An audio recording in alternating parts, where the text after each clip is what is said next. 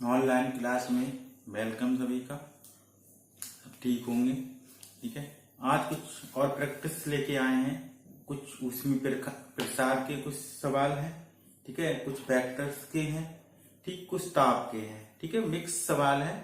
ठीक है, बहुत ही महत्वपूर्ण सवालों को लेकर आ जाए हैं। ठीक है, क्लास के अंत तक बने रहिए। ठीक है, और अपने दोस्तों के साथ भी शेयर करते रहिए। ठीक है, जैसा कि देखो पहला ही सवाल आप देख रहे हैं, उसमें प्रसार का है ये कि शीशे की एक गेंद का 0 डिग्री सेल्सियस पर आयतन 100 सेंटीमीटर क्यूब है। ठीक है, तथा 100 डिग्री सेल्सियस पर 100.85 सेंटीमीटर क्यूब हो जाता है, यानी है। ठीक है, तो शीशे के आयतन प्रसार गुणांक की गणना कीजिए। हमें यानी आयतन प्रसार गुणांक यानी गामा हमें क्या करना है, यहाँ पर ज्ञात करना है। ठीक है, अब देखिए पहले 0 डिग्री सेल्सियस जब ताप था उस समय आयतन कितना था, 100 था। यानी उस समय आयतन की जो वैल्यू थी वो कितनी थी, 100 सेंटीमीटर क्यूब थी। फिर ताप 0 से बढ़ा दिया और कितना कर दिया, 100 डिग्री सेल्सियस। 100 डिग्री सेल्सियस पर हमारे पास जो आयतन में वृद्धि हुई वो डेल्टा बी हमें कितनी मिली, 0.85 की मिली, 0.85 सेंटीमीटर क्यूब की मिली। तापांतर कितना हुआ, तापांतर हुआ कितना, 100 माइनस 0 डिग्री सेल्सियस यानी 100 डिग्री सेल्सियस ही मिला। ठीक है, अब आयतन प्रसार गुणांक हमें निकालना है यानी गामा। अब आप जानते हो गामा बराबर क्या होता है, delta b upon b into delta t होता है। तो गामा बराबर डेल्टा बी की जगह वैल्यू रख दो, तो डेल्टा बी कितना है यहां पर रख दीजिए। तो गामा बराबर डेल्टा बी की जगह 0.85 लिख सकते हैं, अपॉन बी की जगह कितना रखेंगे, 100 रखेंगे, और डेल्टा टी की जगह भी क्या रखेंगे, 100 रखेंगे। ठीक है, देखो 1 2 3 4 4 जीरो है, इसी को लिख सकते हैं गामा इक्वल टू 0.85 इंटू, ठीक है, इसकी पावर हम नीचे लिखेंगे 10 की पावर कितनी, 1 2 3 और 4। ऊपर इसको हम ले जाएंगे तो गामा बराबर कितनी बनेगी, 0.85 इंटू 10 की पावर -4 प्रति डिग्री सेल्सियस। क्या मिल जाएगा, 0.85 गुणा 10 की पावर -4 प्रति डिग्री सेल्सियस। ठीक है, ये है इसका आयतन प्रसार गुणांक। ठीक है, अब देखो इसको नोट करिए, समझ में आ गया होगा। अब नेक्स्ट सवाल हम यहां पर आपको बताते हैं।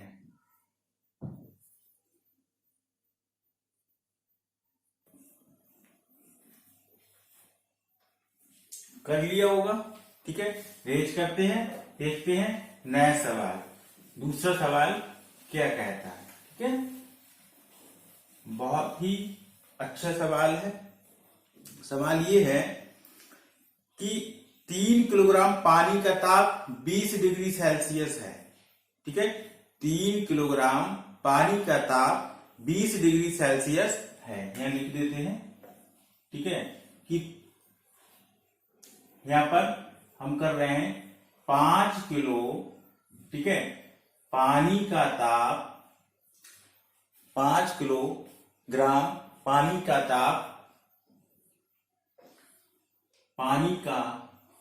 ताप 20 डिग्री सेल्सियस है।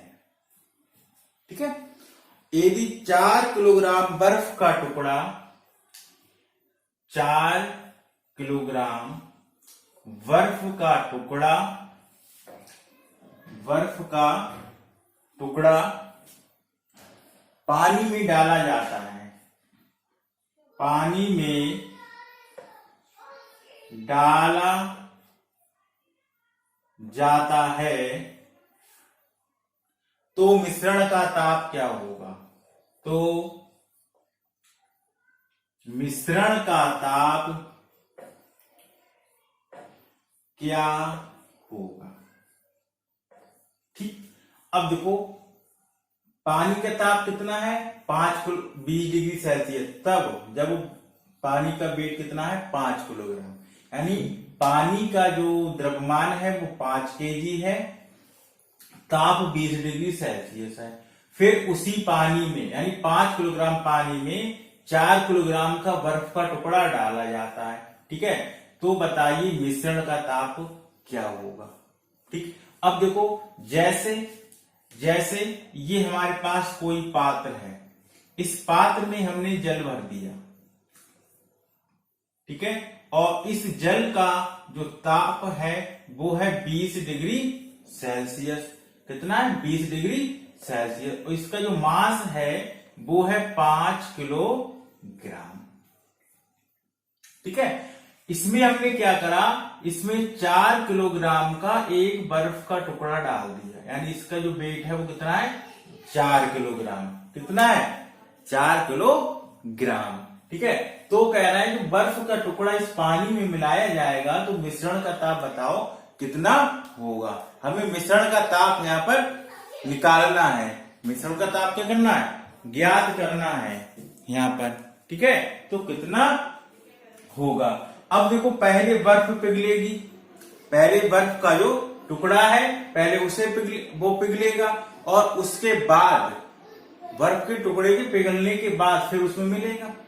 ठीक है, तो बर्फ के टुकड़े को पिघलने के लिए जो ऊष्मा लगेगी वो उसकी क्या कहलाएगी गुप्त ऊष्मा। क्या कहलाएगी गुप्त ऊष्मा, यानी यहाँ पर लगेगी ml आइस के लिए। क्या लगेगी ml आइस के लिए। और बर्फ की जो गुप्त ऊष्मा होती है L का मान होता है वो होता है 80 कैलोरी प्रति ग्राम। कितना होता है 80 कैलोरी प्रति ग्राम होता है। ठीक है, अब देखो तो हम देख ले हैं यदि पानी का ताप ज्यादा आ रहा है, ठीक है, ऊष्मा कितनी लेगा। अब यहां पर देखते हैं, फार्मूला आप जानते हो। ठीक है, M1 S1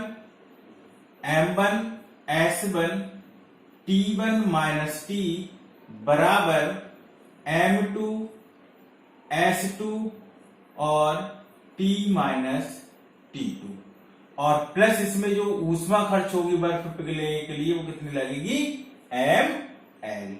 M1 कितना है 5000 ग्राम, क्योंकि ग्राम में निकालेंगे। ठीक है, 5000 ग्राम।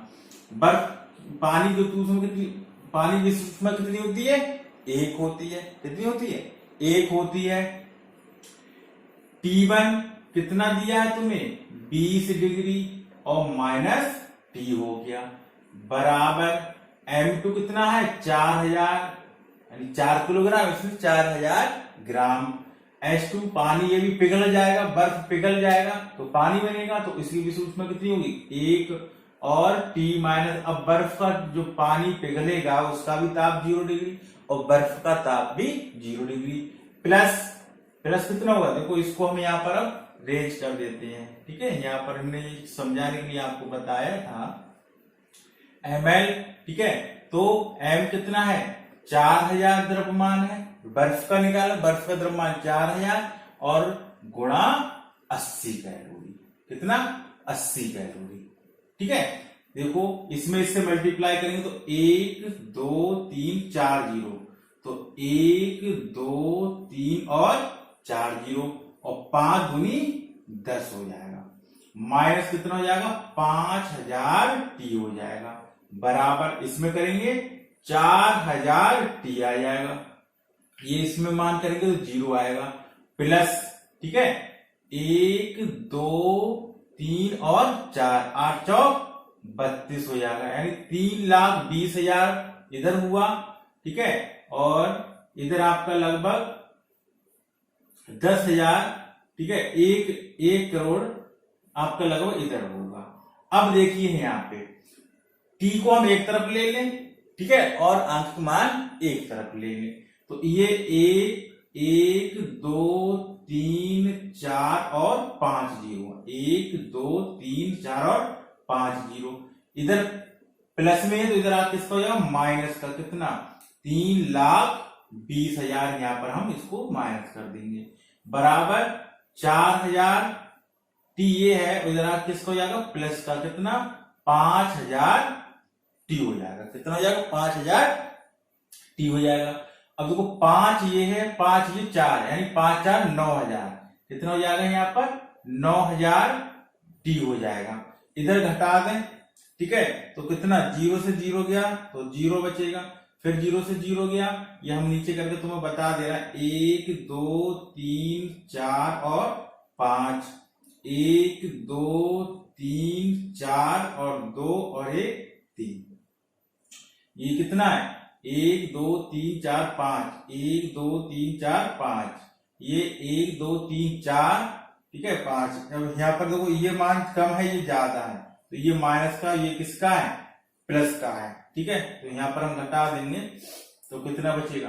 1 2 3 4 5 दूंगी 10, 1 5 से, तो 0 का 0, फिर 0 का 0, 0 का 0, 0 का 0, 2 का 2 बचेगा, और 3 में से 1 गया जाएगा तो न देगा 2 बचेगा, यानी 2,20,000। कितना बचेगा? 2,20,000। यहाँ पर हम ध्यान रखना, माइनस का बचेगा 2,20,000, 2,20,000। इसके बराबर देखो 3 जीरो इधर है, 3 जीरो इधर कम कर दो, तो टी बराबर हमारे पास कितना हो जाएगा? माइनस का 220, माइनस का 220 और बटे कितना आपके पास में आएगा?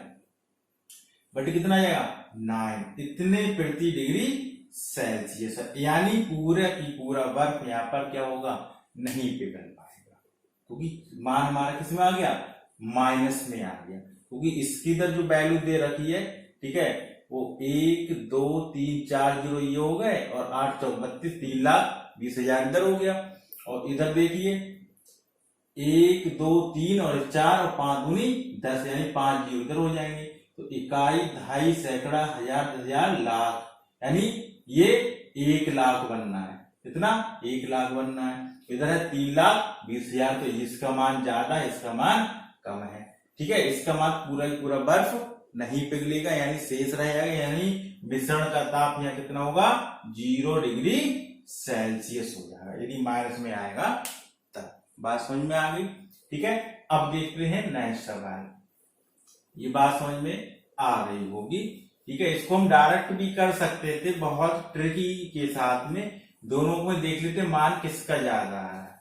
जिसका मान ज्यादा आता, ठीक है, उसको देखो, वैसे यदि हम यहाँ पर शॉर्ट में करते तो कितना था उसका? 5,000, ताप कितना था? 20, बराबर इधर कितना था? 4,000, ठीक है, और कैलोरी कितनी होती है? 80, तो 1 2 3 4 और 5 दूनी 10, बराबर इधर करेंगे तो 1 2 3 4 और 8 चौक 32, 3,20,000। इधर इकाई, दहाई, सैकड़ा, हजार, 10,000 और लाख, 1 लाख होता है यहाँ पर, ठीक है, 1 लाख आएगा। तो ये मान क्या है? ये मान क्या है? कम है, और ये मान क्या है? ज्यादा। इसका मतलब टी बराबर क्या होगा? 0 डिग्री सेल्सियस। इसको मैं ऐसे भी करके यहाँ पर ऑप्शन होता, बहु विकल्प होता, ठीक है, तो मल्टीपल चॉइस हो तो मैं ऐसे भी यहाँ पर इसको कर सकते थे, ठीक है। नेक्स्ट सवाल बहुत ही महत्वपूर्ण सवाल है, ठीक है, हर परीक्षाओं में पूछा ही जाता है। किस ताप पर डिग्री फ़ारेनहाइट, किस ताप पर डिग्री फ़ारेनहाइट, किस ताप पर डिग्री फ़ारेनहाइट व सेल्सियस समान होंगे? समान होंगे, ये हमें यहां पर क्या करना है? निकालना है। समान होंगे, ये हमें यहां पर ज्ञात करना है, ठीक है।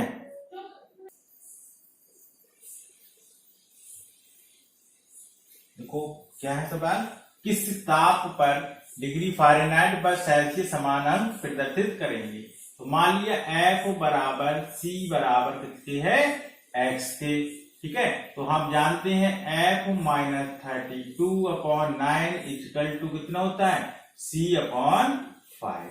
अब इसकी जगह x मानेंगे, x माइनस 32 कितना हो जाएगा? 9, और इधर कितना हो जाएगा? x/5। क्रॉस मल्टीप्लाई कर दें तो इधर बनेगा 5x माइनस 160, 5 दूनी 10 का 0, 5 ये 15 और 1 16, यानी 160 बराबर कितना हो जाएगा?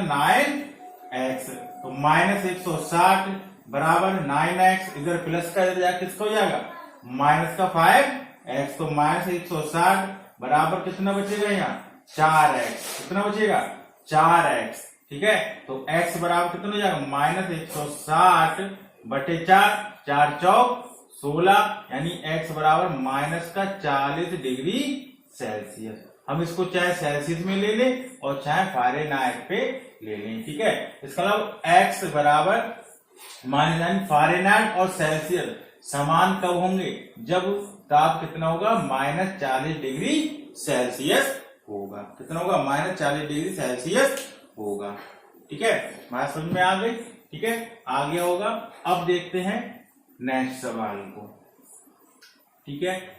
बहुत ही महत्वपूर्ण सवाल है, ठीक है, बहुत ही महत्वपूर्ण सवाल है, ठीक है। बने रहिए साथ में, ठीक है, अंत तक, और अपने दोस्तों के साथ शेयर भी करते रहिए।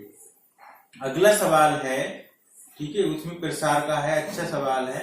किसी क्षण का रेखीय प्रसार गुणांक दिया है, किसी क्षण का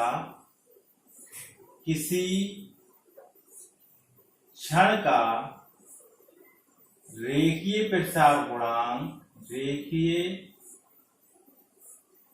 प्रसार गुणांक